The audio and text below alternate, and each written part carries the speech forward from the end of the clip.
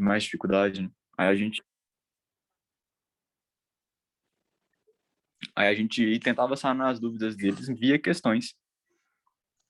Beleza, então vou transmitir aqui a tela da início a aula, que já tá em horário bom.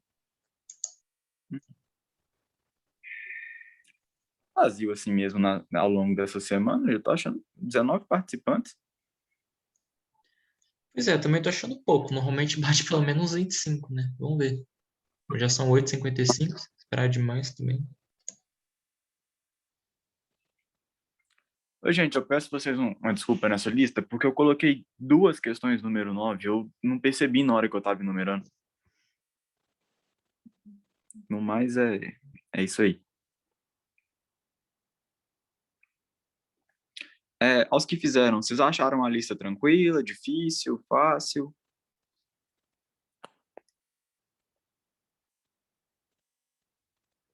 Vou pegar meu roteiro aqui. Tranquilo, Débora? Você teve alguma dificuldade em alguma questão específica? Coisa assim do tipo?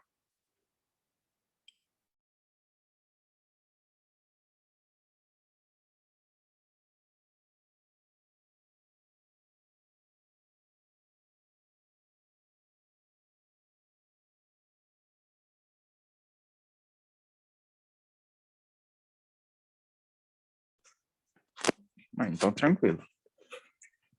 Então, gente, boa noite a todos. Essa é a nossa última aula desse ciclo. Nós vamos entrar de férias durante 2 semanas. Eu não sei o que que os outros professores comentaram com vocês, se vocês vão ter aula, se vão entrar de férias. Eu vi lá no grupo da coordenação que alguns optaram que sim, alguns optaram que não, mas a gente na geografia, questão 9. Nós vamos debater um pouquinho a questão 9. Ah, nós optamos por fazer uma pausa de 2 semanas. Acho que vai ser bom para mim, para o Vinícius, para o André, para o novo monitor também. O semestre está um pouco puxado e, bom, o conteúdo correu razoavelmente bem, então, assim, a gente optou por dar a vocês 2 semanas de respiro, por assim dizer. Em um primeiro momento, né? Eu não sei o que a coordenação ainda vai decidir e tornar definitivo. O que acontece? Acho que algumas matérias vão parar só uma semana e a gente optou por parar duas. Não foi, Pedro? Foi algo desse tipo mesmo. Aí agora a gente vai esperar a coordenação dar o aval se isso vai realmente acontecer. No mais, é isso, né? Aí, André, no caso, no próximo bloco a gente volta com mundialização, geografia política e conflitos, porque já é o próximo do Enem, né? Sim, sim. Que aí fica bom. É isso mesmo. Galera, tá chegando a data do Enem, mas a gente já tenta elaborar para vocês uma revisão um pouco mais densa, com a matéria que a gente tratou até aqui, e nós vamos discutir um pouco sobre isso hoje. Imagino que vai dar tempo. Aos que não fizeram a lista, vocês querem um tempinho de 2 minutos para tentar chutar uma resposta, tentar responder? O que vocês estão querendo aí, gente? Vocês podem falar para a gente? Vocês podem falar conosco?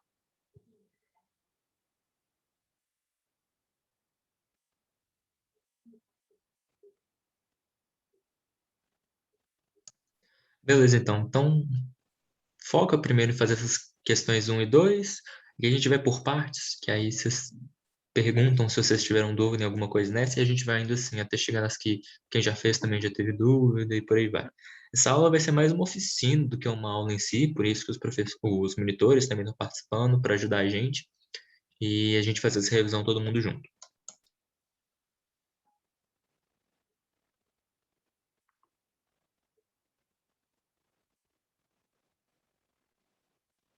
André, vamos deixar para eles quantos minutos para eles poderem fazer essas 2 primeiras questões? Oi? Oi? Vamos deixar quantos minutos para eles poderem fazer essas 2 primeiras questões? Uns 5 minutinhos? Hum, Você eu acha acho que pouco? 3. Tá. Então, 9h02 a gente volta. É isso aí, gente. 9h02 a gente volta.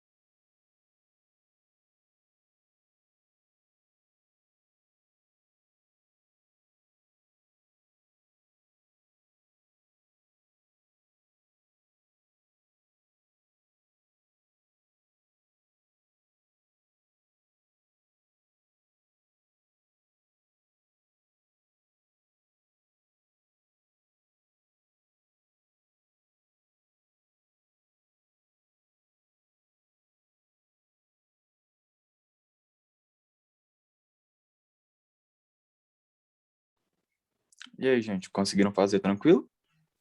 Vamos mandar a resposta aqui no chat. Quem não quiser mandar não precisa, só anotar para conferir com a gente depois, até porque tem um gabarito no final do PDF, né, que a gente mandou no grupo da sala. Mas comentar um pouquinho sobre cada questão, Pedro? Vamos sim. Então, gente, você comentar um, André, eu comentar dois, Pode ser. Vinícius, João, vocês estão aí também, apareçam, por Estou favor. aqui também. O João tá aí? O João, eu acho que ele tinha entrado, deixa eu ver se ele ainda. O João Florencio, Tô tá aqui. sim. Podem começar Oi, aí, qualquer coisa a gente complementa. Oi, gente, só falar, comentar aqui com vocês, é que o João vai ser o novo monitor, a partir do próximo ciclo, se eu não me engano. Então, a gente trouxe ele também para dar uma boas-vindas, né? Porque ele que vai acompanhar vocês agora, porque o Vinícius vai para uma outra jornada no pré-técnico. É isso, Vinícius? É, isso mesmo. Semana passada, inclusive, foi a minha última monitoria. Na verdade, a nossa monitoria está correndo toda terça-feira, né? Excepcionalmente, essa semana vai ser quinta, que é justamente para o João conhecer como é que é o processo e tal. Mas a partir do próximo ciclo vai ser o João ficar encaminhado isso aí com vocês, tá bom, pessoal? Então, listas de exercício e tal, questão de tirar dúvidas, aí vai ficar em cargo do João. É o João Florencio que está aí na chamada. E, João, toda e qualquer dúvida que você tiver, você pode procurar a gente, tá bom? Oi, pessoal. Então, eu sou o João. Como o povo falou aí, você o novo monitor. E beleza aí, Pedro. Eu vou procurar vocês qualquer dúvida. Não, tranquilo. Sentido. Então, André, quem comentar um? Você quer comentar um e eu comentar dois? A gente comenta junto? Como é que você pretende fazer isso aí? Vou deixar eu comentar um, a gente vai alternando assim. Não, Então, beleza, pode ser. então voltando para as questões, pelo que vocês mandaram aqui no chat, foi muito tranquilo. Todo mundo conseguiu entender que a letra A, que é uma área de colisão de placas tectônicas, e a gente consegue perceber isso pela formação de uma cordilheira, já que a consequência do choque entre duas placas tectônicas é a formação de um relevo, e aqui a gente tem a Cordilheira dos Andes. Alguém teve dúvida nessa questão?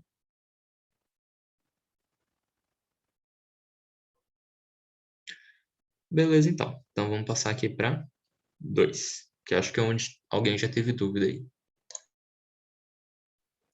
Então, gente, em um primeiro momento a questão 2, né? Eu peguei do vestibular da Universidade Estadual do Maranhão. Eu acho que é isso mesmo. Então, fala sobre os tipos de rocha que compõem a crosta terrestre e pede para assinar a alternativa correta. Essa questão exige um pouquinho de geologia, porque eu vi que vocês tiveram uma dúvida aí. Porque, assim, é uma questão que só tem uma resposta certa e as outras costumam vir bem erradas. Nesse quesito, a gente parte da questão A, em que as rochas sedimentares se formam pelo resfriamento e solidificação dos minerais da crosta terrestre, isto é, o magma. Então, gente, em um primeiro momento vocês poderiam eliminar a questão A, porque rochas sedimentares não formam mediante resfriamento e solidificação da crosta terrestre. O que vai formar esse tipo de rocha são as rochas ígneas ou intrusivas, no caso que se derivam do magma, né? Então, nesse caso, não são as rochas sedimentares. Indo para a letra C. Por que não é a letra C? Porque está falando que as rochas magmáticas formam-se a partir da compactação dos sedimentos de outras rochas, o que não é isso. Como eu disse para vocês, as rochas magmáticas se formam mediante a solidificação do magma na crosta. Tanto que isso vai originar o nome dela, né? Rocha magmática vem do magma. Em seguida temos a questão D, em que arenito e calcário são exemplos de rochas metamórficas, e a gente vê lá em geologia, isso bem nas primeiras aulas, que o arenito e o calcário, na verdade, são formados mediante deposição de sedimentos, o que caracteriza eles como rochas sedimentares. Rochas metamórficas, vocês já viram, deixa eu ver aqui, Crepúsculo, que de dia o cara lá é homem e de noite ele vira lobo? Então, aquilo ali vai fazer um metamorfismo. E não acontece isso com as rochas magmáticas. E, por último, a gente tem na E, gnais e mármores são exemplos de rochas sedimentares. Também não. O mármore não e o gnais também não. O granito gnais vai derivar de rochas que passam por metamorfismo, né? Uma rocha vulcânica que vai se esquentar e, enfim, vai mudar sua crosta, imagina, vai mudar sua composição. Então, nesse quesito, a gente tem a B como a resposta correta, que são as rochas metamórficas formam-se a partir das transformações sofridas por rochas magmáticas e sedimentares quando submetidas a calor e pressão. Então, aqui nessa questão, é um pouco confusa, de certa maneira, mas a própria resposta já dá um indício a isso, né? Rochas metamórficas formam-se a partir de transformações sofridas por rochas magmáticas ou sedimentares quando submetidas ao calor e à pressão.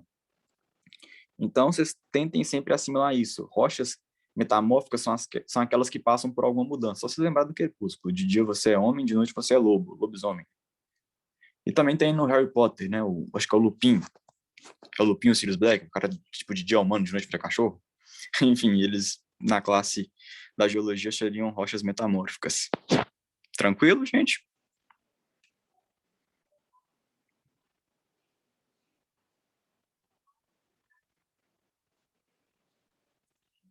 Beleza? Então tá bom. Agora, como não dá para botar 3 e A4, a gente vai dar 2 minutinhos para vocês lerem e fazerem A3, pode ser? A 3 é um pouquinho densa também. Então tá bom, gente. Daqui 2 minutinhos voltamos.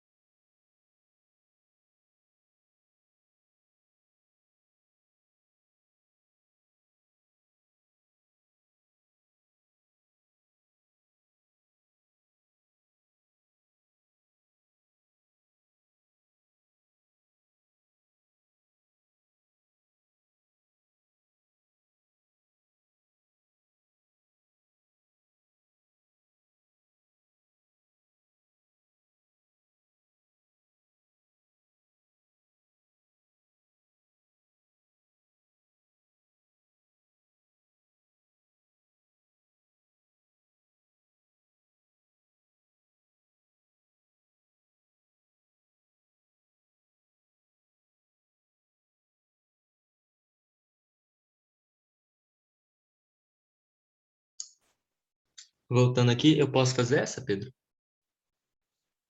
Pode sim, André, pode sim. Beleza.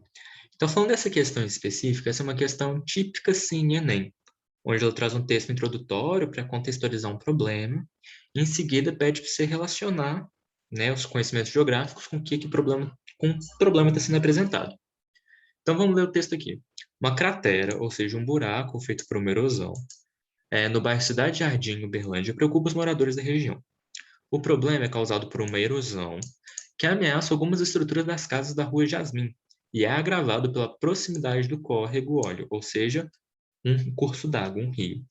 A Prefeitura de Uberlândia informou que o estudo foi feito para solucionar o problema. Beleza. Aí, fonte aqui, tudo bonitinho.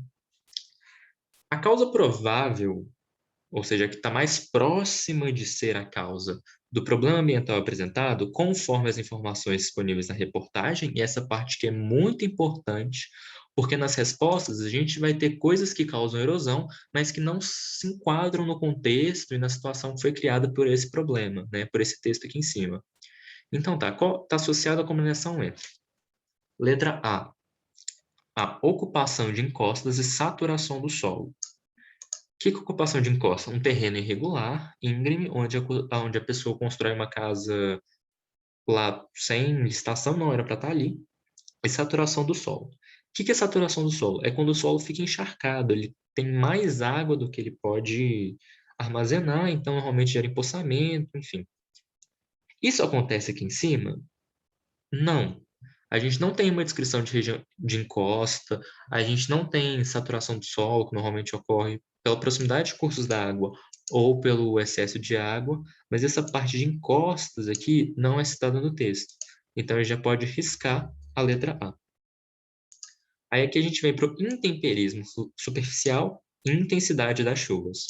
Intemperismo superficial é o desgaste da superfície do solo. Aqui a gente está falando de uma cratera, é literalmente um buraco no chão. Então, o intemperismo que a gente tem aqui já é mais de superfície, né? A gente já tem uma coisa que é intensificada por esse córrego, então que vai para além da superfície. E aqui a intensidade da chuva, não cita chuva no texto, então essa também não pode ser uma resposta. Mas isso aqui, por exemplo, se adequaria a um outro caso de intemperismo em uma outra situação. Então, esse texto passa a ser um delimitador na hora das questões, porque essa questão aqui não, essa alternativa não está errada, né? Mas neste contexto, ela não se encaixa. Então, aqui, ó, letra C. Urbanização de reservas ambientais e ação erosiva dos ventos. Não cita vento, hora nenhuma, no texto como uma situação problema, como um foco de destruição. E a urbanização, a gente está falando de uma cidade, mas não de uma área de reserva ambiental, né? E que não cita nenhum parque indígena, ou reserva, ou mata de preservação, nada. Então, a letra C também está errada. Aí vamos pular aqui para a letra E. Assoreamento do córrego e acúmulo de poluentes. Em momento nenhum o texto cita algum órgão poluidor, seja esgoto, descarte indevido de esgoto, ou de lixo, ou indústria, ou carro. Não cita nenhum fator poluente. Então, só por isso, a letra E já está errada.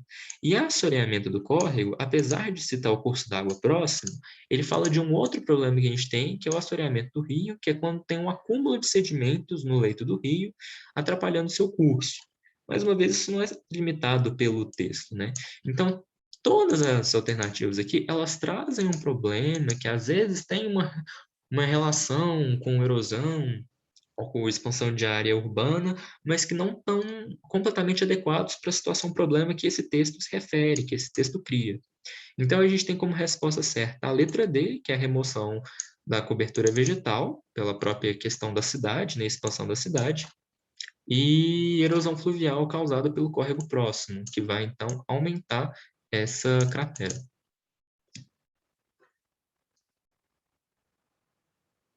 Beleza? Ficou alguma dúvida em alguma das alternativas?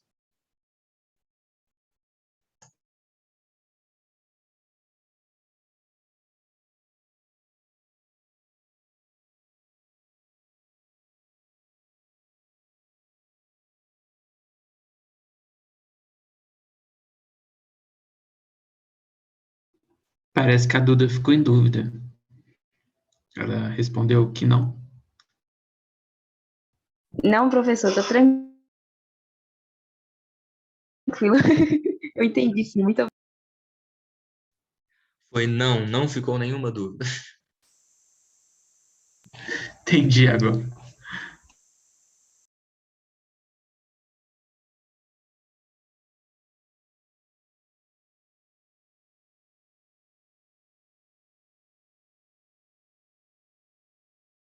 Menino, você tem acesso fácil ao PDF? Porque tô com medo de ficar muito pequeno se eu fizer assim. Tá dando para vocês lerem? Como é que tá? Assim, eu acho que vai ficar pequeno mesmo, viu? Pois é. Aqui no meu tá pequeno. Deixa eu ver se eu consigo.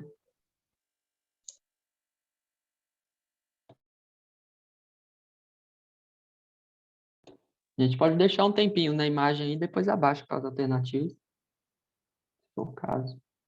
Mas eu fico com medo de eles terem que voltar. É. Enfim.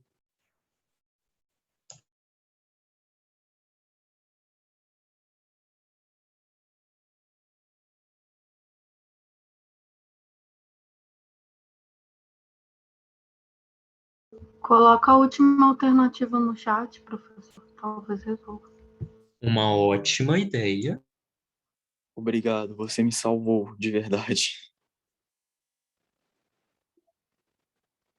Coloquei. Valeu, Vinícius, obrigado. Então, questão 4, A, B, C, D e a E tá no chat. Sei, galera, 6. Tentem aí agora. Ô, André, deixa eu ver. Ah, não, isso foi aqui pra mim. Não é isso mesmo.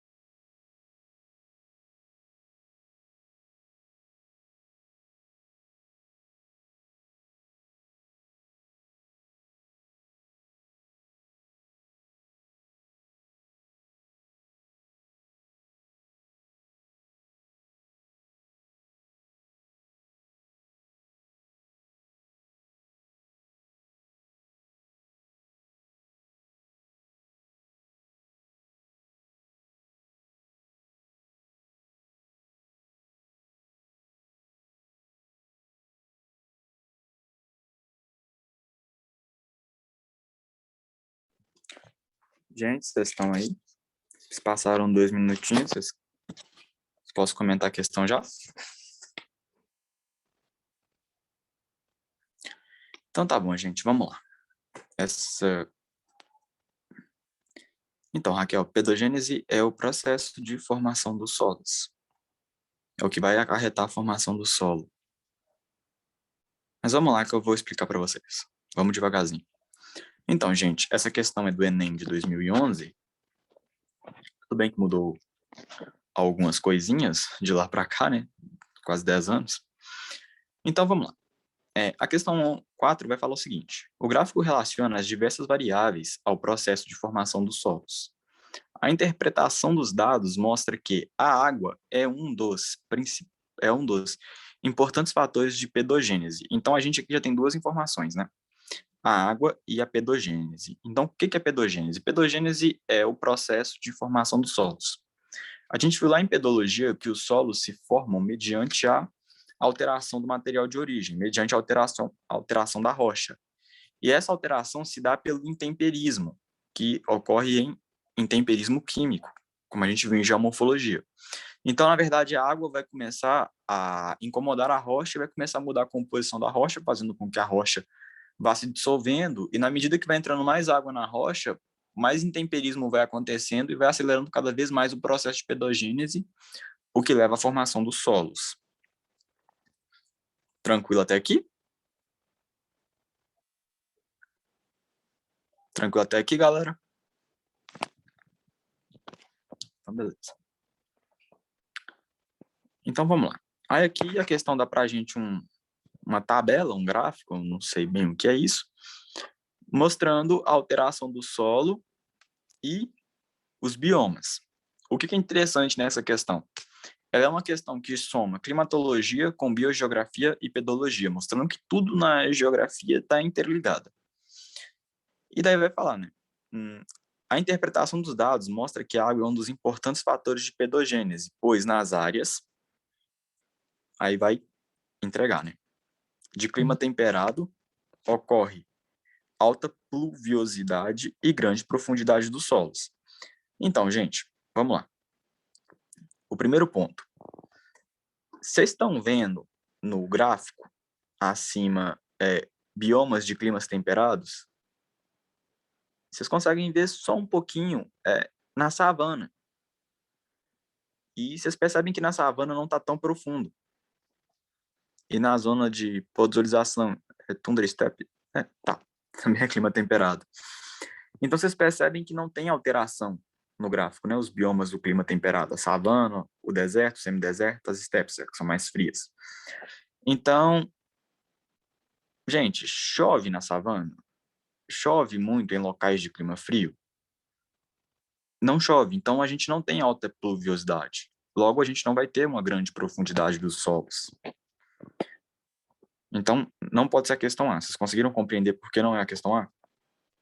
Eu vi que vocês ficaram batendo cabeça nessa questão. Tranquilo, né? Depois a gente vai ter a questão B. Tropicais.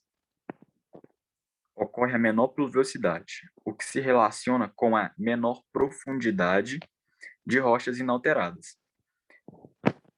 Gente, o que eu falei para vocês no enunciado agora? Se a água é um dos importantes fatores de pedogênese, logo, se tem muita água, o solo tende a ser muito alterado. Se tem muita chuva, o solo tende a ser profundo. Percebam no gráfico da floresta tropical o tanto que dá uma ideia de profundidade, como que tem pluviosidade, como que chove muito e como que a rocha é alterada no gráfico. Então, vocês podem perceber que não pode ser AB, porque AB dá uma informação biogeográfica errada. Tropicais ocorre menor pluviosidade. Por aqui vocês já podiam cortar, porque o gráfico está mostrando para vocês que na floresta tropical é onde mais tem pluviosidade. Logo, se tem muita pluviosidade, o solo tem que ser profundo, porque tem que ter alteração de rocha. Ficou tranquilo quanto a o motivo de não ser a questão B? Ficou claro para vocês?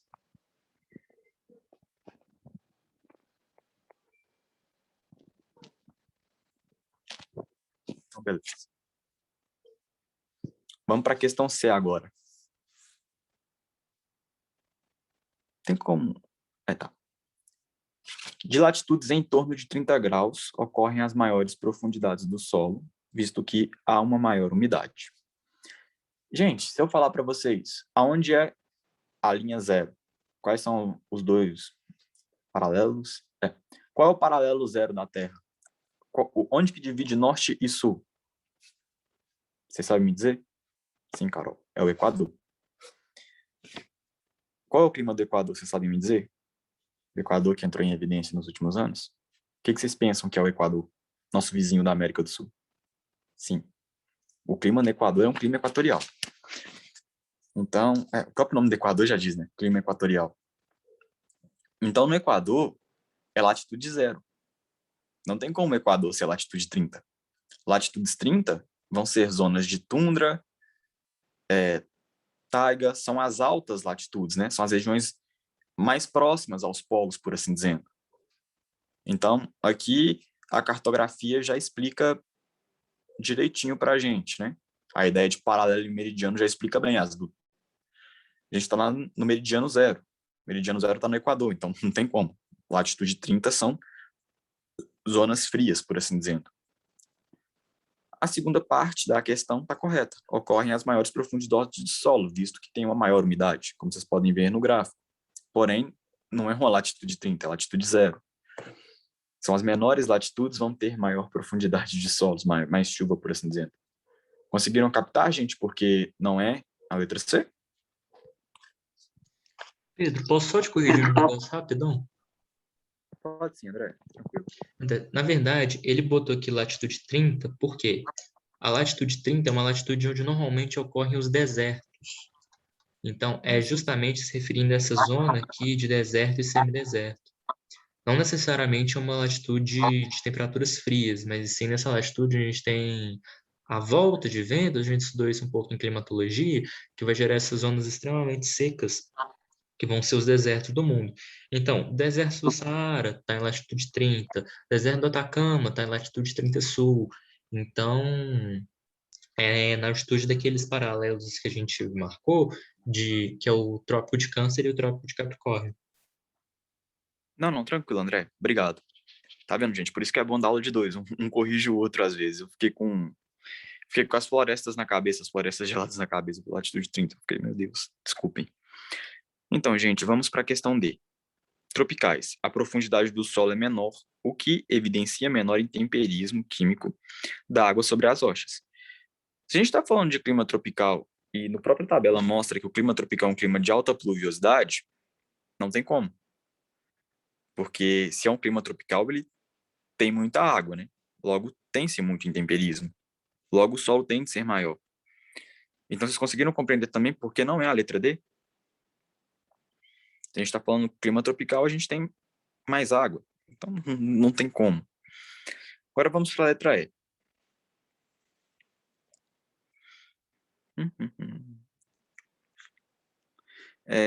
É de menor latitude que ocorrem as maiores precipitações, assim como a maior profundidade do solo. Então, gente, depois desse conjunto de pegadinhas que a gente viu, vamos entender por que a letra E.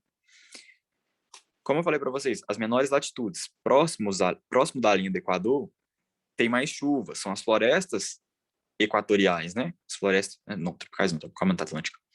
Mas, enfim, são as regiões onde mais chove. É o Equador, é o extremo da Amazônia, a gente está falando do Vietnã. Então, nessas regiões onde tem muita chuva, os solos vão ser bem evoluídos, porque vai ter uma ação do intemperismo muito grande, tem muita entrada de água, muita lixiviação no sistema. Então, por isso que a resposta à questão é só vocês pensarem, aonde geralmente tem muita floresta fechada, tem-se solos mais evoluídos e tem mais intemperismo. Então, também é outra questão que exige uma assimilação dos conteúdos, que propriamente dito não é só uma questão de pedologia, é uma questão que envolve um pouco de cartografia, envolve um pouco de geologia não, de climatologia e um pouco de biogeografia, né? Então, a resposta ficou com a E. Eu vi que ninguém aqui no chat colocou a E. Mas, assim, vocês abrem mais um pouco do olho em relação a essas questões. Lixiviação é a água entrando na rocha e levando os minerais. Vai lavando a rocha, por assim dizer, e alterando ela. É um fator que ocorre geralmente em regiões tropicais, próximos à linha do Equador, ocorre com maior intensidade devido à chuva e o calor. Tranquilo até aqui, galera? Uma coisa importante de se falar sobre essa questão também é agora relacionando ela com o TRI. Todo mundo sabe que o Enem é dividido entre dificuldades das questões. Tem as questões fáceis, são aquelas questões mais imediatas na hora de responder, que normalmente elas perguntam um conceito e você tem que definir um conceito. Tem as questões médias, que foi, por exemplo, a questão 3, onde te dá uma situação, um problema, e você tem que relacionar isso com os conhecimentos prévios. Agora tem a questão 4, que já é uma questão difícil. Por quê? Além dele pedir para você interpretar um gráfico que é complicado, tem várias variáveis, tem um texto introdutório, ele exige de você conhecimentos que não estão explícitos na questão. Como assim? Igual eu falei das latitudes 30, em torno das latitudes 30, você tem que saber isso previamente, que está se referindo a uma região de deserto. Quando fala do clima temperado, você não tem no gráfico escrito, esta zona é uma zona de clima temperado. Ou seja, você tem que lembrar que estepe é uma zona de clima temperado, e aí com isso fazer a interpretação da questão. Então, que seria uma questão de nível difícil quando a gente está falando de TRI, beleza? Vinícius, João, algum comentário? E também tem a questão da pluviosidade, né? Algo que interfere bastante justamente nessa área tropical, região onde tem área tropical, área equatorial, região onde a gente tem a maior precipitação, justamente por conta de maior incidência solar, certo? Então, o intemperismo químico pega fogo nessa região aí, acontece de forma bem intensa, né? Justamente por conta eu estou passando o mouse aqui, eu estou pensando que eu estou compartilhando, foi mal. Justamente por conta aí da profundidade no solo, né? O temperismo químico influencia bastante nessa questão aí.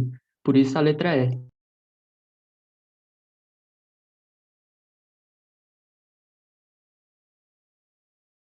Então, mano, se você acerta duas questões fáceis e acerta mais uma difícil, te ajuda bastante.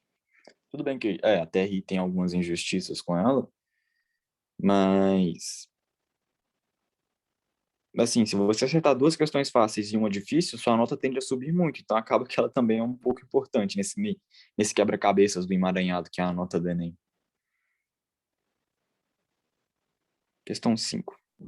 Porque, igual o Pedro falou, além de saber o conteúdo, tem as estratégias para fazer a prova, né? Não sei se o Pedro já chegou a comentar com vocês, ou alguns outros professores, mas muitas vezes, quando você empaca em uma questão, depende, porque tem de gráfico que é fácil, que é só você bater um olho em um gráfico mais simples, como esse daqui, já é um gráfico mais simples da questão 5.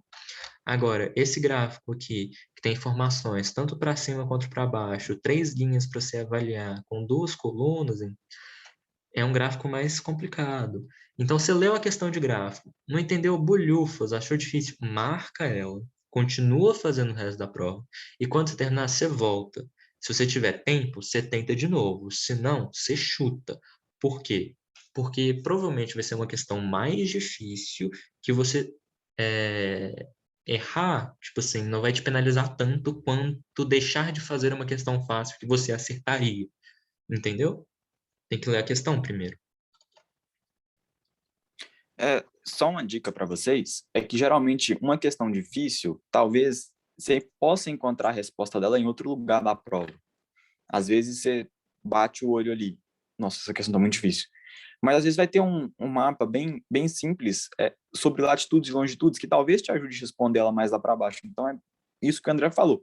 Marca, se você não encontrar nenhuma evidência de nada, no final você chuta ela e segura na mão de Deus e vai. No mais é isso, gente. Vocês vão pulando aí até que vocês, no final, não deu, não achei evidência disso aqui em lugar nenhum. Então é isso aqui mesmo. Um comentário só. Aconteceu comigo quando eu fiz Enem na minha primeira vez, que eu esqueci como é que escrevi uma determinada palavra, não lembro qual. Daí eu escrevi a redação e eu anotei a palavra. Fiz uns círculos na folha de rascunho, e à medida que eu ia fazendo na prova, eu ia procurando, né, a palavra para ver se ela spawnava ali, aparecia ali. E daí, quando apareceu, eu consegui consertar a acentuação de um monte de palavras que estava faltando, eu consegui achar ali ao longo da prova. E também aconteceu com uma questão de história, que eu fiquei com dúvida, e daí eu achei ela, curiosamente, na prova de geografia, estava dando uma evidência do que era. Então, assim, façam isso, vocês vão deixando ali, e depois vocês vão corrigindo tudo no final. Se não conseguiu achar, chuta. Sim, igual o Pedro falou, essa dica vale para todas as provas, não só para geografia. Mas enfim, vamos voltar aqui para as questões. 2 minutinhos para vocês fazerem a questão 5.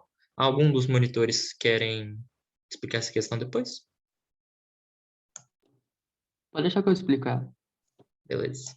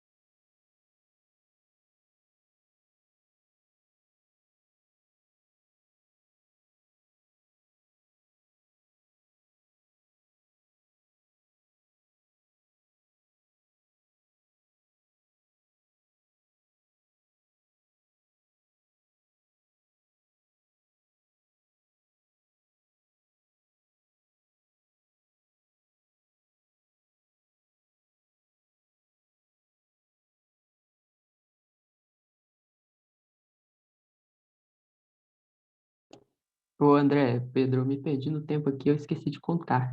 Já deu 2 minutos?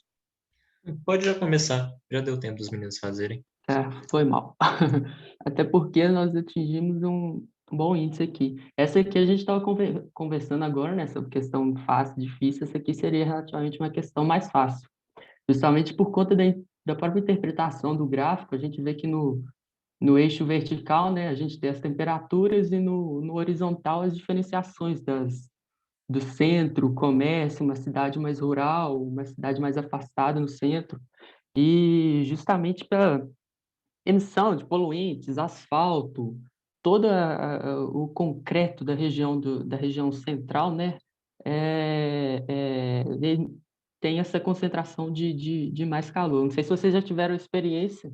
Minha família é do interior, então isso acontece direto comigo. Quando eu vou para o interior, a gente percebe claramente a diferença de temperatura entre as cidades do interior e aqui mais próximo à região metropolitana. Por isso, justamente, o gabarito a letra D, né? A ilha de calor. Uma ilha ali mais na região central, próximo ao centro, com maiores temperaturas. Chuva ácida, até uma... Lembrando que toda chuva é ácida, né, na verdade, mas os maiores índices de acidez ocorrem por conta de emissão de poluentes, enfim, mas o que é representado no gráfico é a ilha de calor, e não a chuva ácida.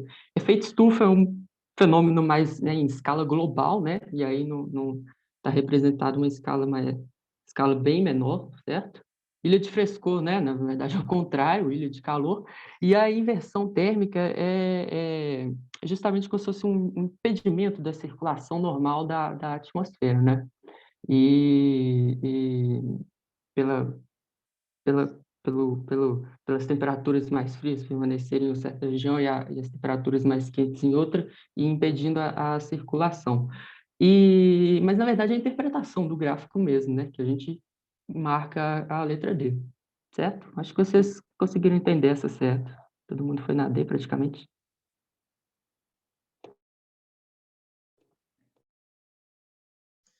Vocês querem que a gente dê um intervalinho agora 9h40 e volta daqui a uns 5 minutinhos? Ou vocês preferem que a gente continue?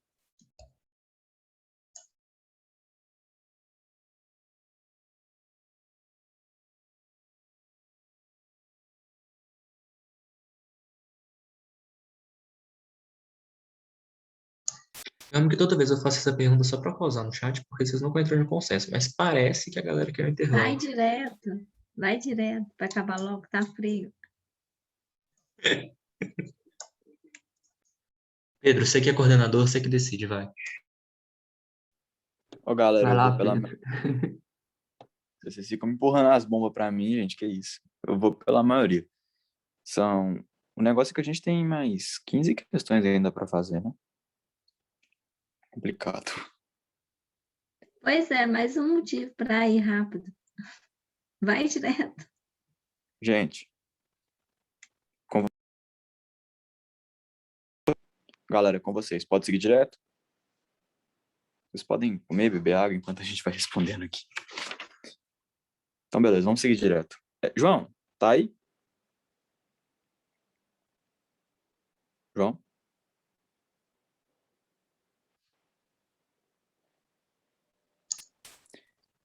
Estás no meio de nós? João?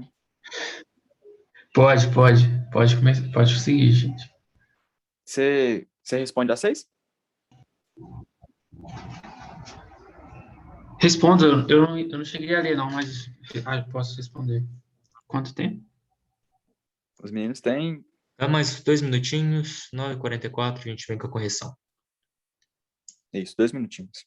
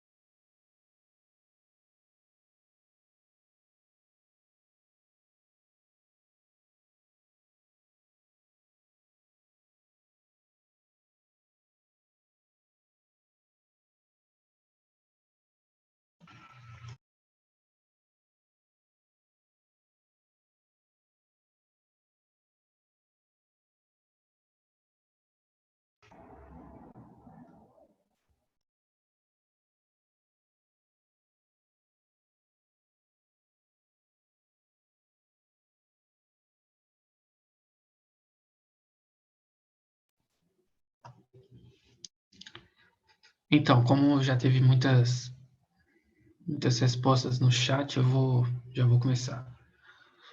Bom, a 6. A Mata Atlântica é o exemplar brasileiro de que tipo de bioma mundial?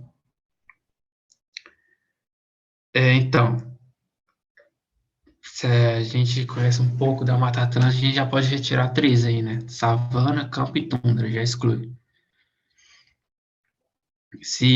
E vai ficar entre a C e a E, que foi o que a maioria das pessoas, foi o que todo mundo respondeu aqui. Bom, o que a gente sabe sobre a Mata Atlântica? A extensão dela ela é extensa latitudinalmente, né? Ela vai, sei lá, percorre todo não, mas percorre grande parte do litoral brasileiro. Então, dessa forma, significa que ela não é uma floresta equatorial.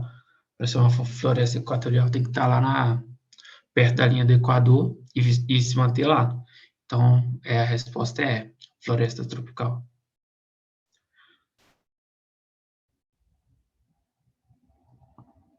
Galera, para vocês que ficaram com a dúvida, só um comentário. Sempre que cai uma questão perguntando isso, essa questão não é do Enem, mas eu achei em um banco de dados do Enem, pode ser que venha a cair, vocês pensem o seguinte, moro em um país tropical, abençoado por Deus. Quando escrevem essa música, estão relatando o Rio de Janeiro. O Rio de Janeiro é o maior exemplo da Mata Atlântica, né? Junto com o Espírito Santo. Então, pensem nisso. É uma floresta tropical. Mata Atlântica relacionado a florestas tropicais. Pensem nesse quesito, né? Na minha terra tem palmeiras que gongojam sabiá. Também dá a entender que é uma descrição de Mata Atlântica. E é isso. Só um comentário aqui.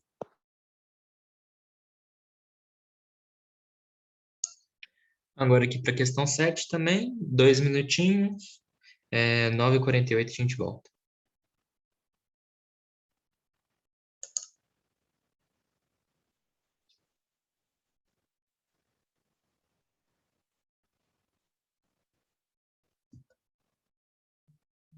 Sim.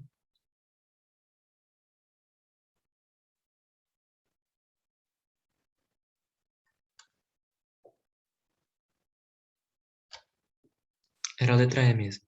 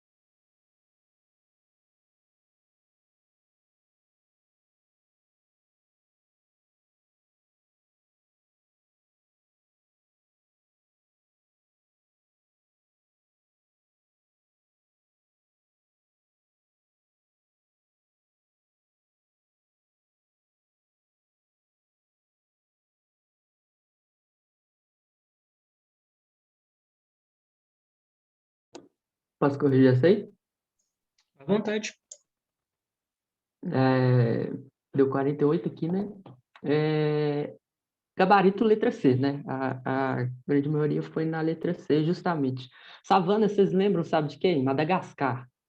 É o bioma do Madagascar quando eles vão para a África, né? Na verdade. E quando você vê em floresta uma floresta, vegetação florestal densa, que é o que fala nessa alternativa, você lembra de floresta amazônica. A floresta amazônica é um exemplo de formação vegetal densa. A savana, não. Lembra do cerrado, por exemplo. O cerrado brasileiro é a savana brasileira, tá certo? Não é um tipo de vegetação densa, por isso que é incorreto. A letra A, os desertos não possuem quase nenhuma vegetação, né? De certa forma, correto. O deserto é mundo de areia, um oásis em um lugar, um oásis em outro, mas quase nenhuma vegetação. Os campos, o próprio nome já diz, né? Um campo, gramas e tal. Eu talvez podia confundir a tundra e a taiga, mas quando você lembra de taiga, lembra dos pinheiros, né? E da tundra, justamente esses musgos e os líquens em uma região mais fria, né? Mas lembrando da savana, savana não é um bioma com vegetação florestal densa, como é a floresta amazônica, por exemplo. Por isso é a letra C, a 7. E uma coisa nessa questão, vocês têm que ficar atentos justamente com o enunciado, porque pede para a gente escolher a alternativa incorreta, né? Isso não é muito a cara do Enem, mas em diversos vestibulares a gente tem isso, tipo, todas estão corretas, exceto, escolha a alternativa incorreta, então a gente tem que tomar cuidado justamente com essas palavrinhas que mudam todo o sentido da questão. Aqui a questão número 8, 9h52, a gente volta para fazer a correção delas.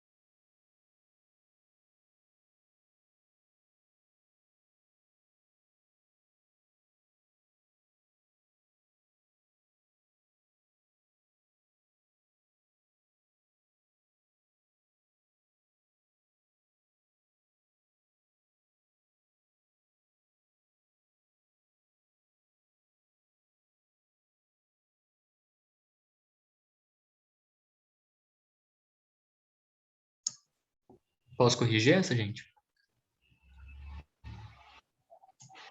Pode. Então tá, Posso vamos fazer lá. um comentário? Claro, claro. Galera, vocês já assistiram O Alto da Compadecida? Ou Lisbela e o Prisioneiro?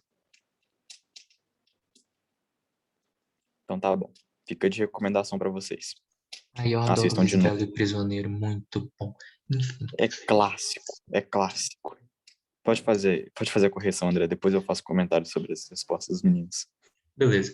Eu vi que muita gente ficou dúvida, então eu vou aproveitar para fazer uma revisãozinha aqui de climatologia. Primeiro, então, vamos falar do que é o clima tropical. É o Ato da Compadecida e Lisbela e o Prisioneiro. Escreve aí no chat, Pedro. Primeiro, falar do clima tropical. O clima tropical é um clima que tem basicamente duas estações bem definidas ao longo do ano. Uma estação seca, onde tem pouca chuva, e uma estação chuvosa e quente, onde tem muita chuva. Ou seja, Logo, dá para descartar a letra A e a letra E, já que o clima tropical úmido é um clima que também tem essas duas estações, apesar da estação seca ser uma estação menos seca, típico de região litorânea. Então, o clima tropical e o clima tropical úmido a gente já tira, porque aqui apresenta temperaturas médias elevadas ao longo do ano todo. Enquanto tropical e o tropical úmido tem as estações secas que são mais frias e temperaturas mais amenas. Então, a gente sobra aqui com o semiárido, o equatorial e o subtropical. O subtropical tem estações ainda mais bem definidas, ou seja, o clima que a gente tem ali na região sul, a gente tem não só a estação seca e a estação chuvosa, mas as 4 estações do ano, né? O verão, quente, chuvoso, aí o inverno também chuvoso, por conta da influência de alguma da polar atlântica, que é uma massa úmida. Então, sem nem contar com essas massas de ar, só nessa primeira linha a gente consegue excluir também o clima subtropical. Então, a gente fica com dois, o semiárido e o equatorial, que os dois apresentam temperaturas médias elevadas ao longo do ano todo. Aí a gente tem aqui, ó, baixa precipitação anual e chuvas mal distribuídas. Desses climas, quem tem chuva concentrada é o tropical, que tem uma estação, e o semiárido, que também tem uma estação chuvosa. O equatorial tem chuva o ano inteiro, o subtropical ela está bem distribuída ao longo do ano, e o tropical úmido, apesar de ter uma temporada mais seca, ela não é tão seca quanto no tropical, então dá para dizer que ele tem chuvas distribuídas ao longo do ano todo. Então, como a gente, por eliminação, já tinha tirado a letra D, letra E e letra A, a gente aqui tira também a letra C, ficando então o clima semiárido, porque é o clima que apresenta temperaturas médias elevadas ao longo do ano e pouca chuva e mal distribuída, ou seja, muito concentrada. Então, antes mesmo de entrar nessas questões de massa de ar, laninha, a gente já consegue ir por eliminação tirando os climas errados, né, dessa questão. Agora, falando em relação às massas de ar, se aqui você ficou na dúvida, não lembra qual que tem pouca precipitação, não lembra quais são os climas quentes, ó, equatorial, continental, ela atua mais na porção norte do país, ou seja, de norte e nordeste. Equatorial Atlântica, atua também nas porções norte e nordeste.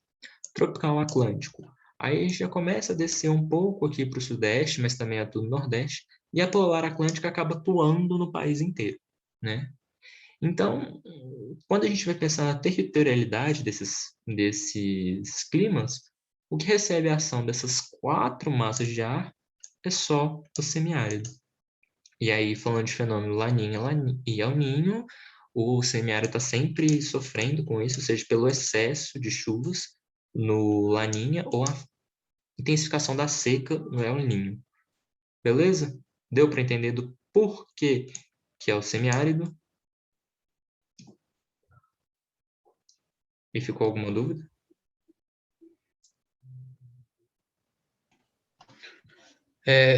Posso dar uma dica?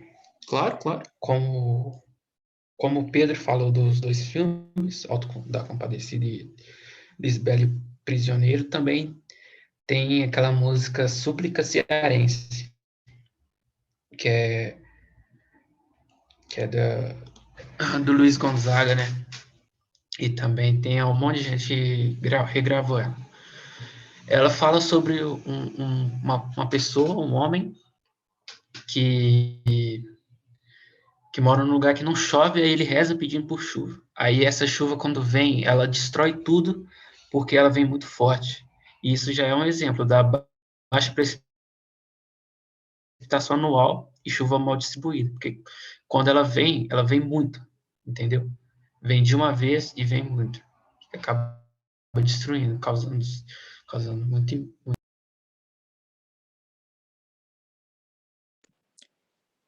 Galera, um comentário. Sempre que vocês verem clima semiárido, pensem no sertão nordestino. Por isso que eu falei do Lisbela Prisioneiro e o Alto da Compadecida, porque são filmes que passam no sertão e tem todo aquele ar, né?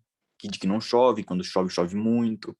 Inclusive Recife, coitado, foi sempre muito castigado por, às vezes, algumas enchentes. Isso vocês vão ver mais a fundo em história.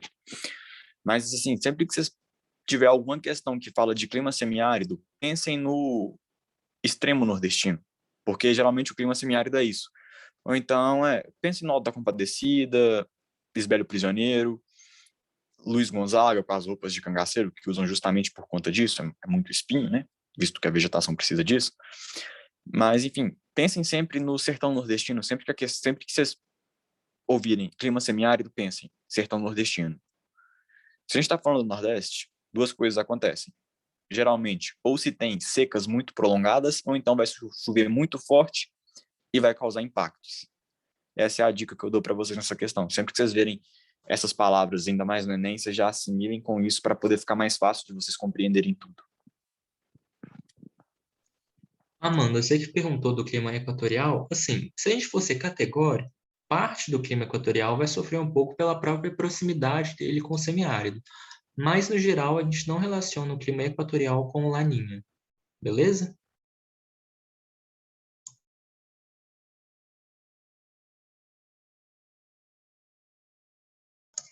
Agora a gente vai para a questão 8, parte 2, que é a nossa questão 9. Dá 2 minutinhos para se resolverem, e aí 10 e 2 a gente está de volta.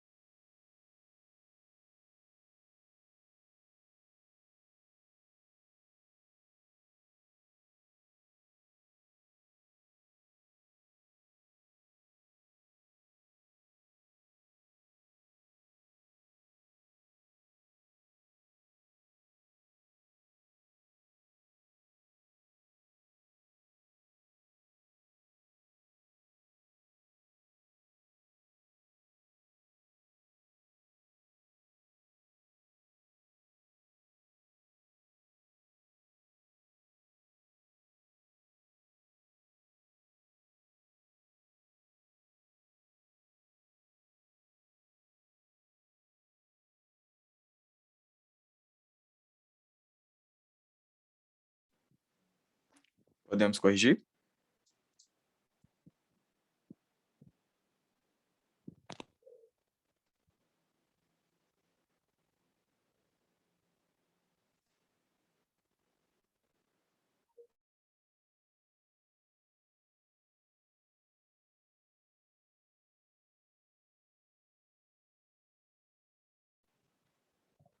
Então, vamos lá, gente. Então tá, questão 9, né? Atualmente existem aqueles recursos naturais que são de maior utilidade e, portanto, de maior importância para as atividades socioeconômicas. Um deles é um recurso não renovável que se encontra cada vez mais escasso na natureza, podendo acabar nos próximos anos. Então tá, gente. No enunciado aqui a gente já tem uma coisa, né? Tudo bem, é um recurso natural e todo recurso natural é finito, ele vai acabar um dia. Mas cada vez mais escasso na natureza. O que vocês veem as pessoas falando o tempo todo que tem que construir uma fonte de energia renovável para carros, porque no futuro a gente pode ter problema? Fiquem com esse questionamento. Tal recurso demanda muitos gastos e técnicas avançadas na sua extração, mas é muito utilizado na produção de materiais como plástico e também é visto como uma fonte de energia. Então vamos lá. O enunciado deu a gente duas informações. É um recurso escasso, tudo bem, todos os recursos naturais são escassos, de certa forma. Porém, é utilizado como fonte de energia e também na produção de materiais. O alumínio é usado como fonte de energia? Aí vocês pensam assim, não, a gente não tira energia de alumínio. O ouro, então, bom, nem se fala, né? O ouro adquiriu um outro patamar, né? Patamar de valor agregado à moeda. biomassa. A biomassa é uma fonte de energia renovável, né? A biomassa, de certa maneira, é uma fonte de energia infinita. E o carvão mineral também não se produz muita coisa com carvão mineral. Ele é mais fonte de energia, mas não é para produção de materiais, ainda mais como o plástico. Então, sobrou para a gente o petróleo. Então, essa questão é uma questão que dá para fazer também por eliminação, né? A gente consegue ir pelo enunciado, pelas informações transcritas no enunciado, perceber que está falando de petróleo, visto que falou que é um recurso não renovável que pode acabar nos próximos anos. Então, justamente por isso, já se tem tanta propaganda de carro elétrico, de veículos elétricos, porque quando o petróleo chegar ao fim, vai ser isso que vai sobrar. Então, assim, dessa maneira, já conseguimos perceber por aqui. Em segundo, para produzir materiais, borracha, plástico, tudo isso é oriundo do tinta, tudo isso é oriundo do petróleo também, né? E também como fonte de energia. Vocês devem estar vendo agora que a gente não choveu, o governo, enfim, cometeu alguns erros, e agora tem que ativar as termoelétricas. E as termoelétricas são movidas justamente a petróleo, né? Justamente a combustível. Então, a resposta da letra B é petróleo. O próprio enunciado nos entrega a resposta dela. Tranquilo para vocês compreenderem? Tranquilo a explicação, galera?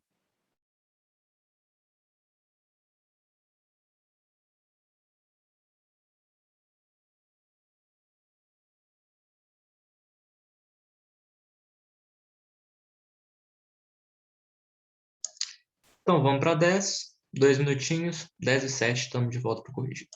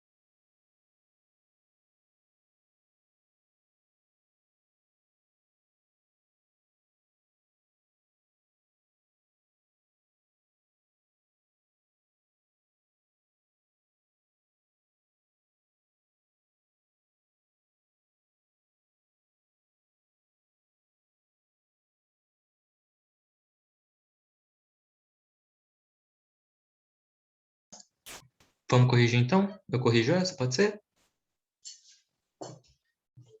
Pode sim, André, pode sim. Então, vamos lá.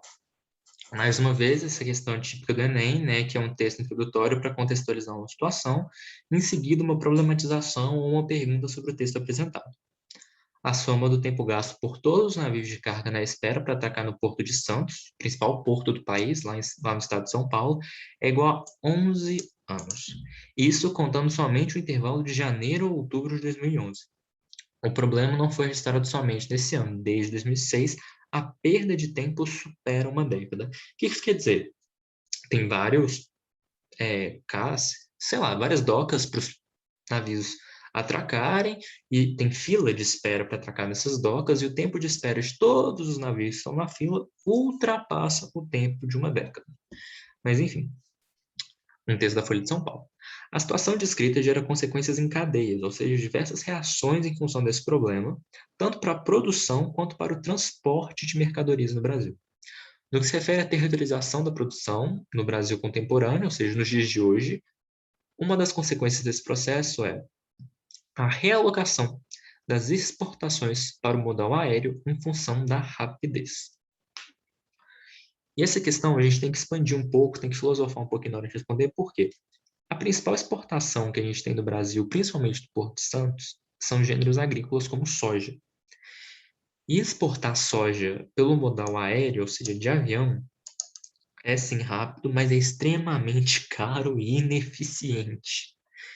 Então, o modal aéreo, ele é ideal para transportar o quê? Materiais que não são perecíveis, que são frágeis, pequenos, às vezes ideal para alta tecnologia ou para produtos com alto valor agregado, que precisam de cuidado especial, como a gente está vendo no transporte das vacinas, né? Eles estão vindo sempre de modal aéreo, eles não chegam aqui de navio. Por quê? Porque é um modal rápido, especializado em transportar em coisas frágeis, que precisam ser mantidas em condições específicas, o que não é o caso da nossa exportação majoritária aqui no Brasil. Então, a consequência que apresenta a letra B: a dispersão dos serviços financeiros em função da busca de novos pontos de importação. O que é serviço financeiro? É o serviço que a gente mexe com dinheiro.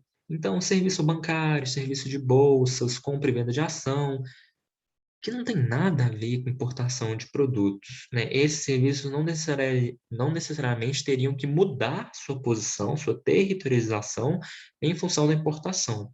A Bolsa de São Paulo pode coordenar exportação e importação por meio de suas empresas de qualquer lugar do país, né? Qualquer porto.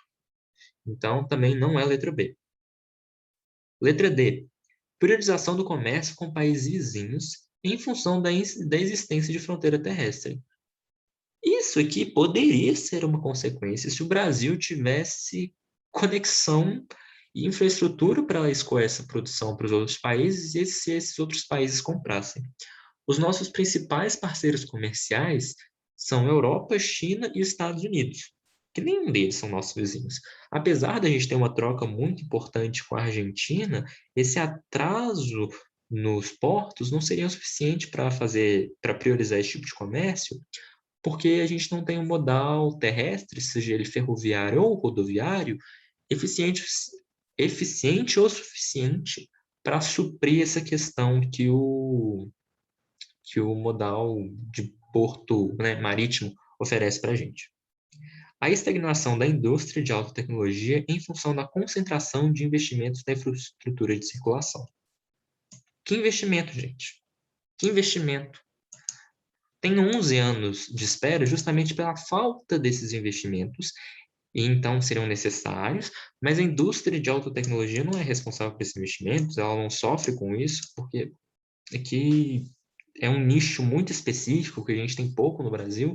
Enfim, isso aqui viajou um pouquinho, essa letra E. Então, quando a gente pega essa questão, a gente vê tantas coisas que a gente não está acostumado, né, a falar de indústria de alta tecnologia investindo em infraestrutura de circulação, né, não faz parte, não condiz com a nossa realidade. A gente não tem esse tipo de indústria no Brasil disseminada. Então, a gente vem com o quê? Com a exportação, a redução da exportação de gêneros agrícolas em função da dificuldade para o escoamento. Essa dificuldade para o escoamento gera um encarecimento desses gêneros agrícolas, o que vai, então, diminuir a comercialização, além de pode gerar o estrago, né? Porque são grãos, e grãos são perecíveis, né? Enfim, alguma dúvida?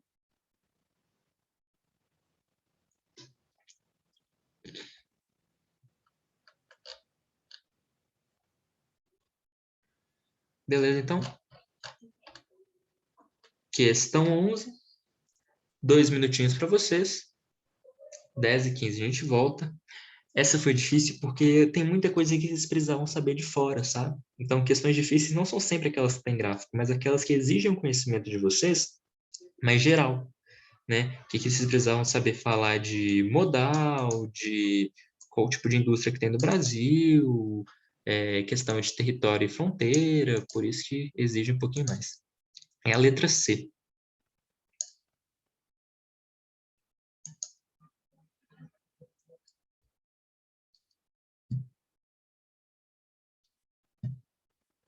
Então, vamos aqui para a questão 11. 10 e 16 a gente volta.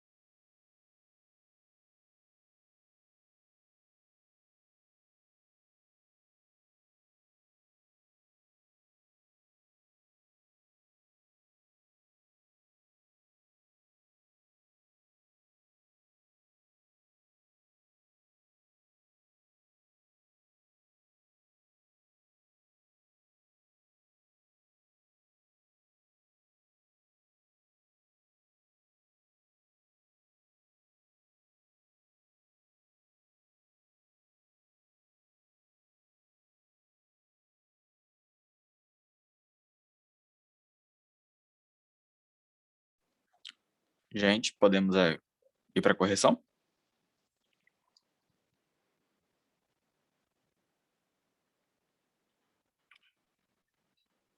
Podemos fazer a correção?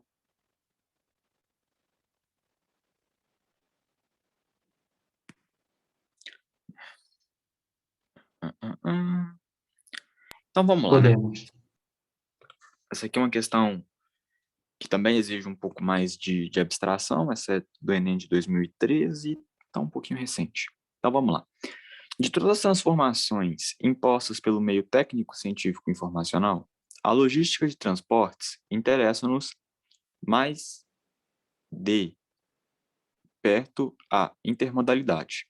Intermodalidade, uso de vários modais.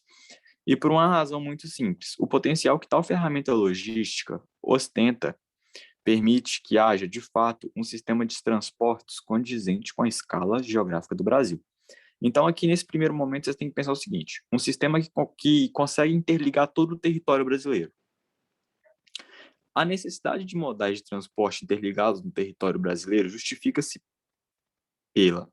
Então, vamos lá, né, galera? Tentar entender isso. Variações climáticas no território associadas à interiorização da produção. A gente tem as nossas variações climáticas impedem a produção e o escoamento da produção ao longo do território brasileiro? Não, a gente não tem esse tipo de problema no Brasil, não existe. Você pode muito bem mandar um produto da Amazônia para para Belo Horizonte, que você não precisa se preocupar com nenhum problema climático que vai atrapalhar o seu produto de chegar. Vamos para a letra C. A formação geológica do país que impede o uso de um único modal. Na verdade, não. O Brasil tem uma formação geológica que possibilita vários modais. Por exemplo, a gente tem hidrovias, portos, aeroportos, estrada para tudo que é banda e ferrovia para caramba também. Letra D. Proximidade entre a área de produção agrícola intensiva e os portos. Bom, a questão anterior já mostrou que não é bem por aí, não. Né? Os caminhões têm que sair do Mato Grosso para ir para Santos. Né? A gente está falando de um lugar próximo do Paraguai para um lugar perto do Oceano Atlântico.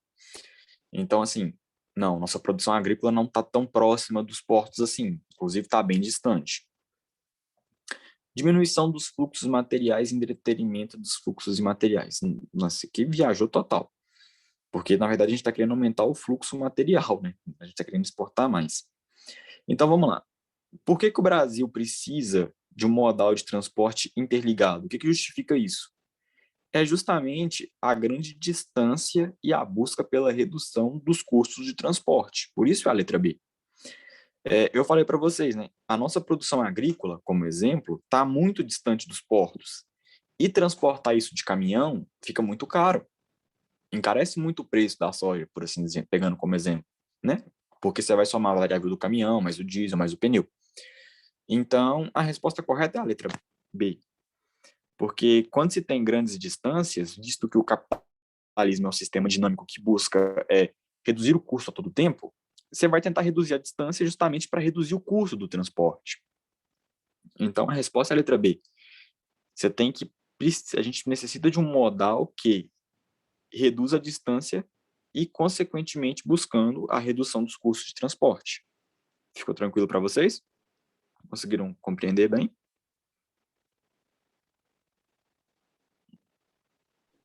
O finalzinho do texto dá até uma dica, né? Olha lá, ó. Escala geográfica do Brasil. Tratando de escala, tratou da questão das grandes distâncias. Sim, sim. Pegamos duas questões de Enem seguidas, agora vamos para a terceira. Galera, deixa eu perguntar a vocês, até agora, vocês tiveram dúvida, vocês sentiram mais dúvida ou mais insegurança em algum dos blocos das questões trabalhadas, seja de geografia, dessa de transportes, de pedologia, de climatologia?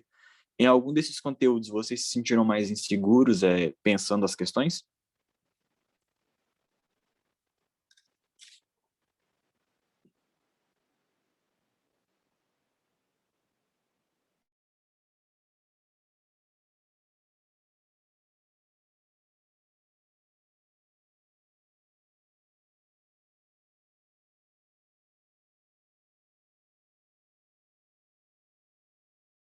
Professor, essas duas últimas questões, de qual seria a denominação delas? As duas Tipo, você últimas falou de foram climatologia, a outra é o quê? transportes. Ah, Modal tá, de beleza. transportes. Então, eu achei fácil até de interpretar, assim, no português mesmo, ajuda um pouco. Não, tranquilo. Então vocês sentiram mais dúvida em climatologia e pedologia, né? Eu vou depois ver o que a gente pode fazer para passar para vocês um pouco mais de confiança sobre isso, mas ao longo das nossas 2 semanas eu vou pensar nisso e até semana que vem, ou depois da semana que vem, eu mando alguma coisa para vocês explicando o que vai acontecer. Mas aí a gente vai conversando também. Vocês podem ficar despreocupados que a gente vai tentar sanar tirar essa insegurança de vocês.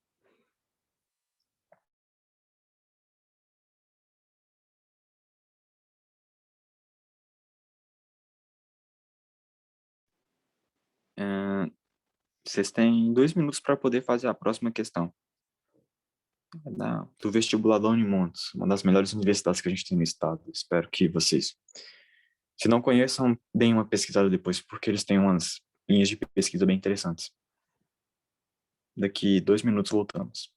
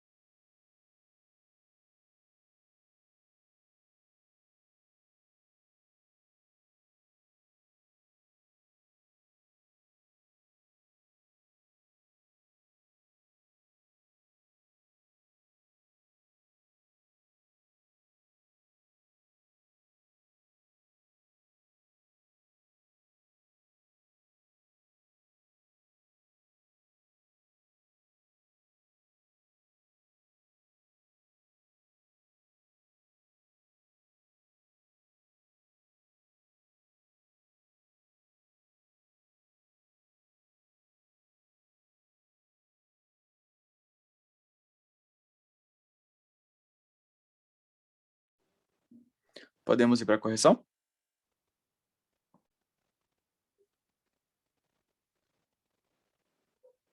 Tranquilo. João, você ou Vinícius, vocês querem comentar com os meninos a correção da questão 12? Eu até abri o microfone aqui. Você quer falar, João, ou posso ir? Pode ser você, Vinícius. Tá, aí qualquer coisa você complementa. Eu quero que Tá, vocês beleza. lembrem, pessoal, daquela greve dos caminhoneiros que a gente teve, foi 2018 ou 2017, galera? Esqueci. Acho que foi 2018. Que, enfim, afetou bastante o nosso abastecimento, né? Mercado, gasolina e tal. Isso, 2018, isso, boa. Isso exemplifica o quê? A forte dependência do Brasil no sistema rodoviário, né? No sistema do rodoviarismo, caminhão e tal. E então a gente marca a letra D como errada, né? Justamente fala da prioridade dada ao modal ferroviário, não, é o contrário. Prioridade que o Brasil deu, o que JK fez, o que os presidentes fizeram ao longo do tempo é investimento em setor rodoviário, não ferroviário. A saturação e a capacidade operacional, letra C, a saturação e a capacidade operacional dos portos e aeroportos, é isso que a gente está vendo. E viu nas outras questões, né? Demoram muito tempo para o navio descarregar, para o navio carregar. As condições, letra B, as condições precárias da rodovia que cortam o país. Lembre da nossa própria BR aqui, ó, pertinho, BR-381, conhecida como Rodovia da Morte. Aí, para você ver. Então, faltam investimentos, né? Tem muito investimento e falta muito investimento em rodovia. Algumas são bem precárias. E a letra A, reduzida a exploração do potencial de navegação dos rios. Afeta também, né? A malha hidroviária do Brasil é bem grande, e é justamente a questão da intermodalidade que a gente tem comentando aí nas outras questões. Questãozinha de transportes aí também, mesmo tema. Gabarito, letra D. Tranquilo? De boa?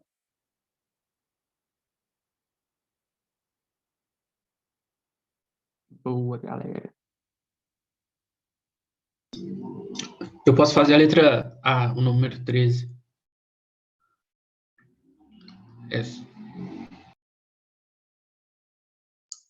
Então, 2 minutinhos para vocês, 10h30 a gente volta.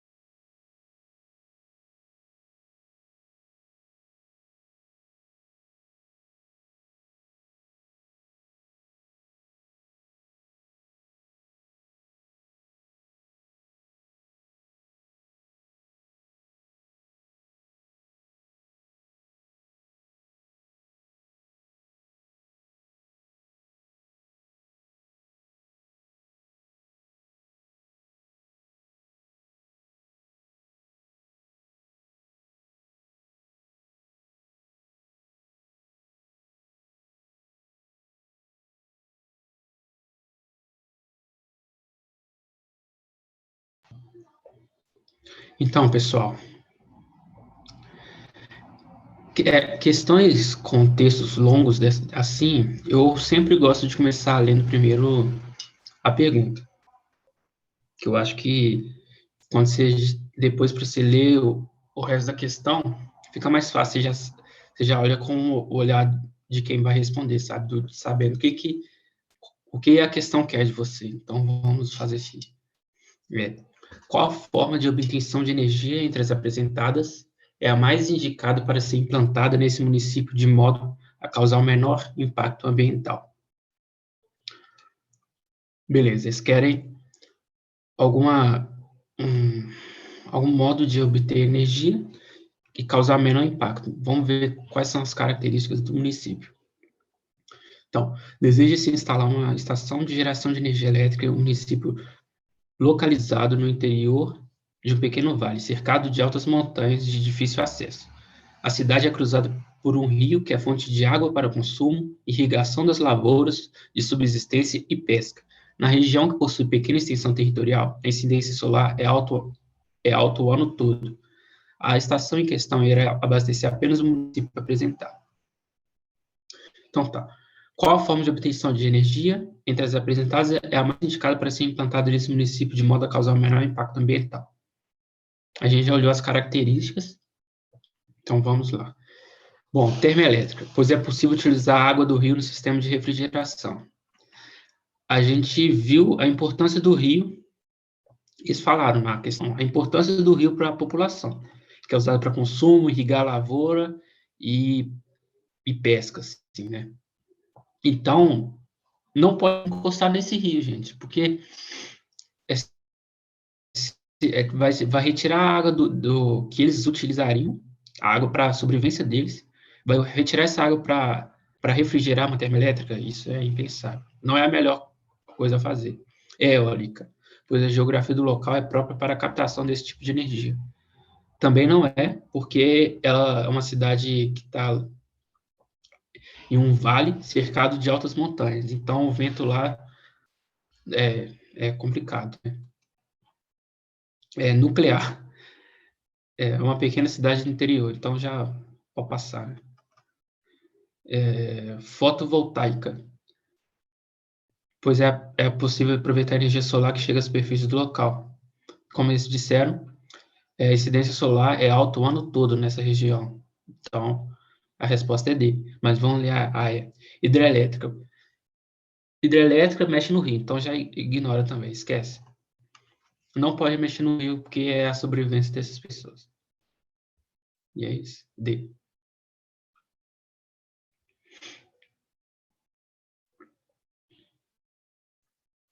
Então, agora, mais...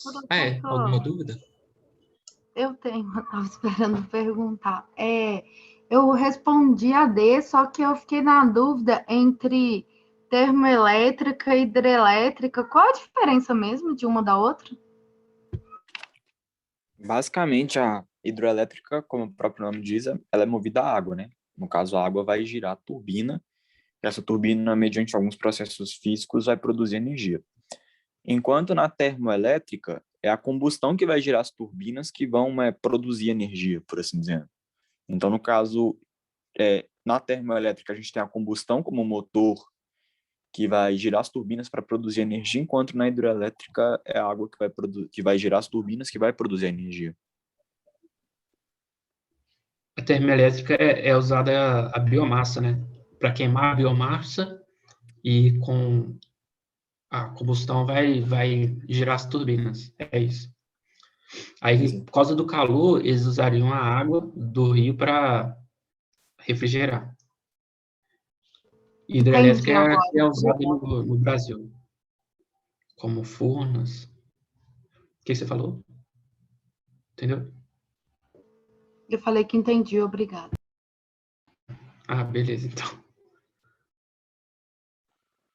André, como é que a gente está de tempo? 100. Basicamente, Então, ela acaba beleza. agora às 10h40, né? Então, acho que dá tempo a gente responder mais uma questão, se os meninos quiserem, ou a gente já pode encerrar por aqui, e aí o resto das questões fica para monitoria.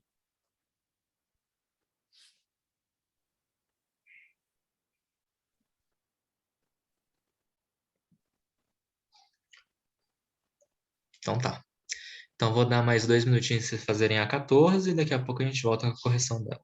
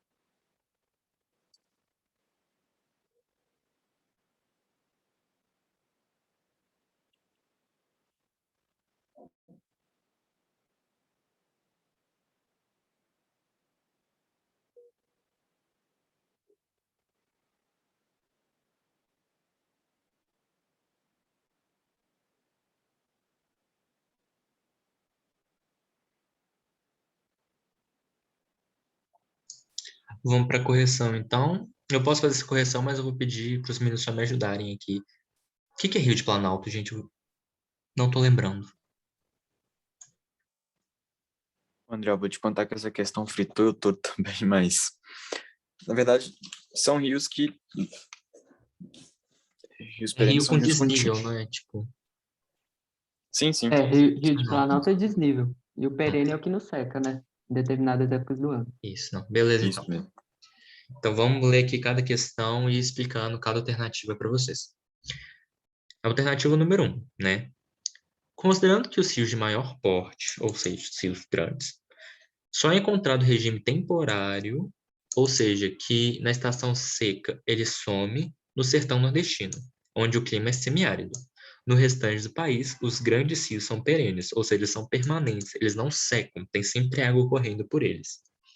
Essa afirmativa está certa. Devido à questão da seca e pouca pluviosidade no interior nordestino, né, na região do sertão, o clima semiárido, a gente tem alguns cursos d'água de grande porte que mesmo assim são temporários.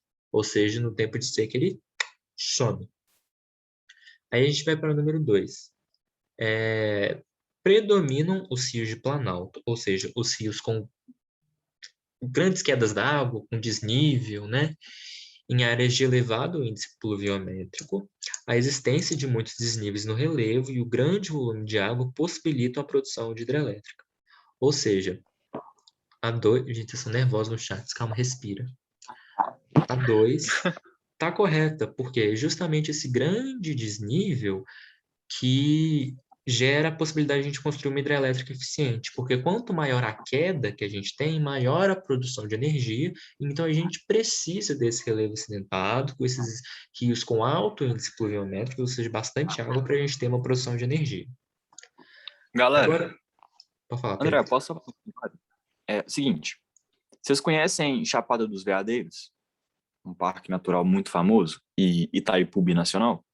Então, são duas regiões que estão localizadas em áreas de planalto, o que mostra a incidência de cachoeiras e o grande potencial hidroelétrico. Pesquisem depois, Cachoeiras Chapada dos Veadeiros. É um lugar muito bonito, eu nunca fui, e talvez não querer, imagino eu. Mas depois vocês dão uma pesquisada, tem muita cachoeira, tem muita queda d'água, né? O que indica o desnível da região. E, bom, por fim temos a Itaipu, que é a segunda maior usina hidrelétrica do mundo, tá perdendo só para da China, mas enfim. Vocês poderem assimilar isso. Então, continuando para avaliar a questão 3, né, a alternativa 3, na região amazônica. Os rios são muito utilizados como vias de transporte, correto? E o potencial hidrelétrico é amplamente aproveitado. O que acontece aqui? É que a gente tem uma incoerência dentro da própria alternativa. Porque para um rio ser utilizado como via de transporte, ele precisa de ser plano, tipo assim, ele não pode ter grandes níveis porque o barco não consegue passar por uma cachoeira. Ele tem que seguir um caminho tranquilo. Então, rios, como é que chama, gente? Rios de planície, né? Eles são mais uniformes. Então, para você aproveitar um potencial hidrelétrico desse rio, não dá, porque não existe. Então, por conta dessa incoerência, a questão 3 ela acaba ficando incorreta. Então, a gente tem um correta, dois correta. Então, a gente vai para a letra B. Deixa eu conferir aqui no gabarito, que essa questão é um pouquinho cabeluda por conta dos nomes e conceitos que ela traz. Inclusive, eu vou até pedir desculpa para vocês por ter colocado essa questão no material, que eu não deveria nem ter posto, mas eu não sei o que aconteceu comigo na hora, mas assim, gente, me desculpe. Rios perenes são rios duradouros, aqueles que não secam. É isso mesmo, galera? Isso. Então, é 14, Valeu. letra B também, a alternativa 1 e a alternativa 2 estão corretas, e por conta dessa incoerência de se referir a um rio que é via de transporte com potencial hidrelétrico, a 3 está errada. Então, letra B.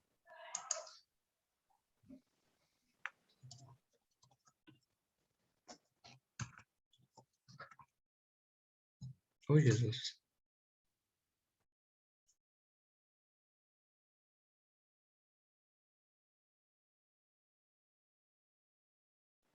Gente, vocês estão aí? Então, acho que é isso, né? Já deu 10h40, vocês têm acesso à lista, a gente pode encerrar a aula por aqui.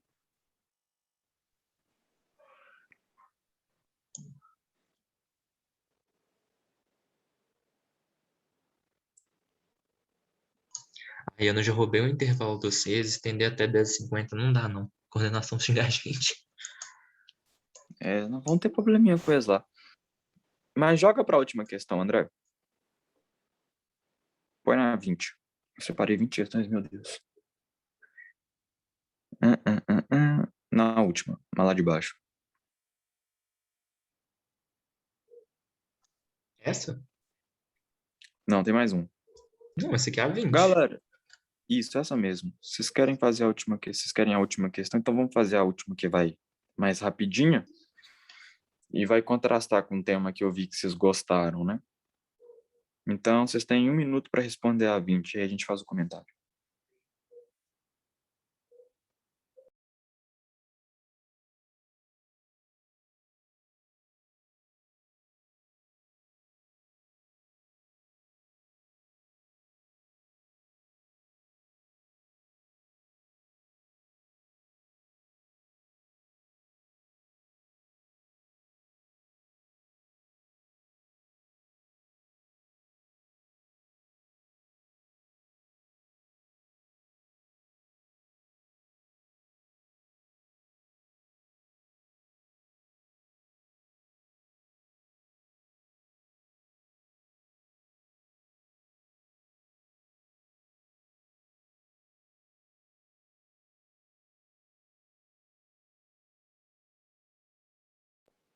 Podemos corrigir?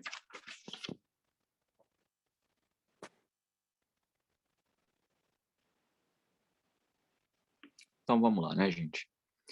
Vinícius, João, André. Pode corrigir essa aí. Pode Então, tá finalizar aí, ó, professor.